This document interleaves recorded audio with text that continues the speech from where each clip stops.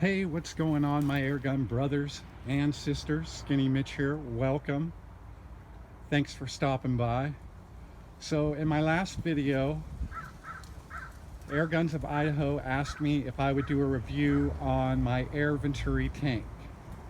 Um, Although I do have Air Venturi straps and stand for it, it's actually an Omega tank.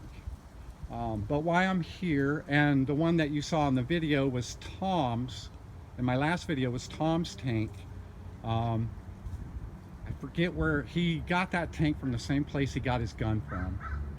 Um, I don't remember, but they put their name on that tank. But virtually it's the same as mine, with a couple exceptions, which I will go through with you.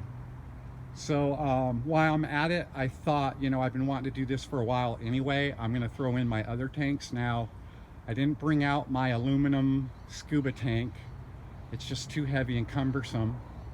And I actually have 3 90 cubic inch tanks. 2 of them are the same, so I left one inside, and I just repaired my friend Steven Chisholm's tank.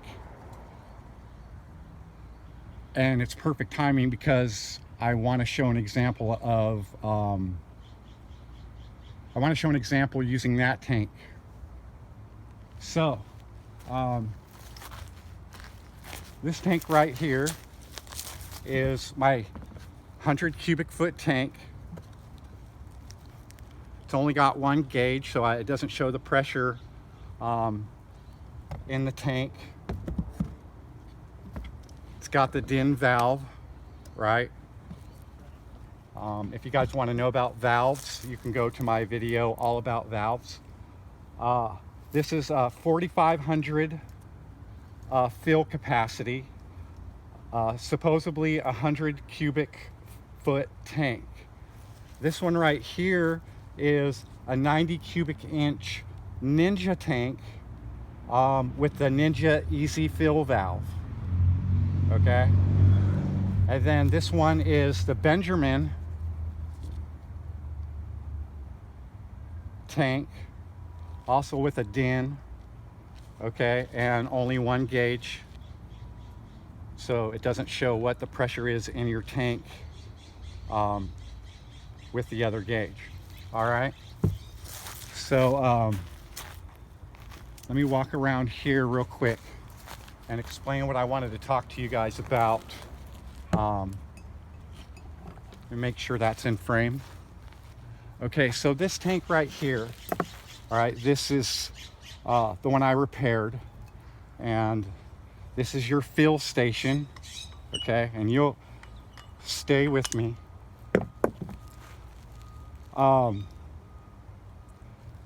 This is what you don't want right here, okay?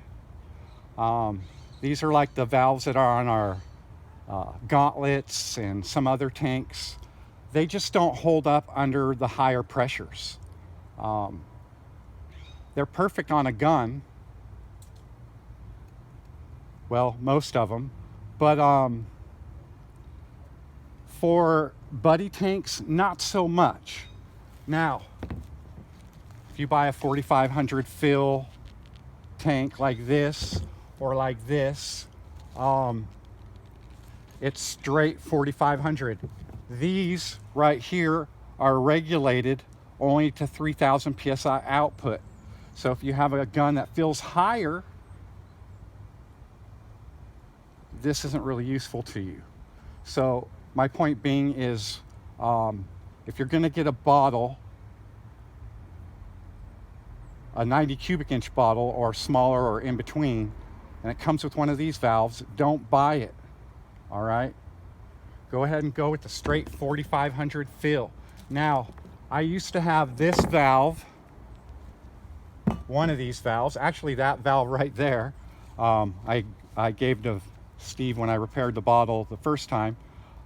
This is the EZ valve, okay, straight 4,500 psi, and so far it's outlasting these valves. I just had a lot of problems with these valves on these bottles.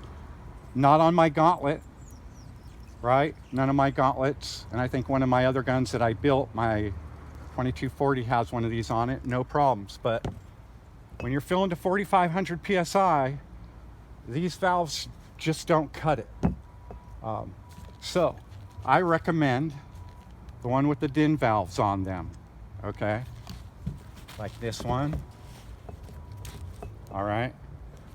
I pulled that out of frame. Let me turn this around here.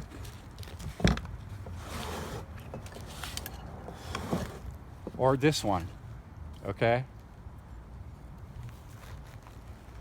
Stay away from the aluminum scuba tanks. Most of them only fill to 3,000 PSI, and they're very, very, very heavy. There are ones that will fill to 4,500 PSI, but again, they're very heavy and cumbersome. Now, I learned my lesson, go big or go home, okay, from the very beginning. I wouldn't have 3 90 cubic inch bottles if I knew what I was doing when I started. I would only have maybe 2. These are good if you're just gonna go out hunting and you need a bottle in your pack, great, or for an hour or 2 of shooting. But with the higher capacity fill guns, an hour, maybe 2, off of each tank. I know my Bulldog, sucks the air out of these real quick. You get the bigger tank, you're gonna get more volume of air. You're gonna get hours of shots, you know. Now that's gonna vary on the gun you use, of course. But again, this is my Omega 100 cubic foot tank. I got it from Air Guns of Arizona, I believe. This is my Ninja. I have 2 of these. My Ninja bottle, 90 cubic inch. And by the way, this one has the dual gauges, so it shows you how much pressure you have in it and how much pressure you're putting into the gun. All right. Then this is my Benjamin bottle. That has the same DIN valve as this. Straight 4,500. All 3 of these. So I guess that's pretty much it, guys. Like I say, if you're going for expense and you're just going to shoot out in your backyard target shooting, this will get you by for, it's okay. But if you're going to be doing a lot of shooting, go big. If you can afford it, get to the biggest tank you can.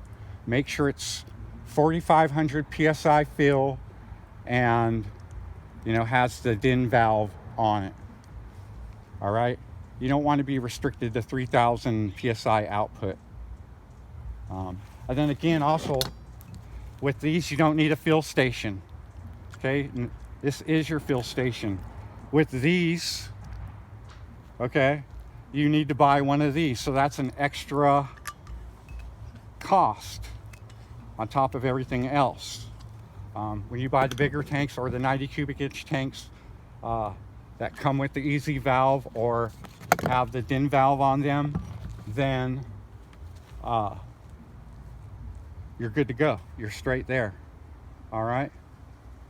So also, well, real quick, this is going longer than I thought, but the descriptions of the bottles and all this stuff is dependent on where you buy it from. The wording might be different. Some of them might say 9 liter, or I might have messed it up, 90 liter. I think it's 9 liter.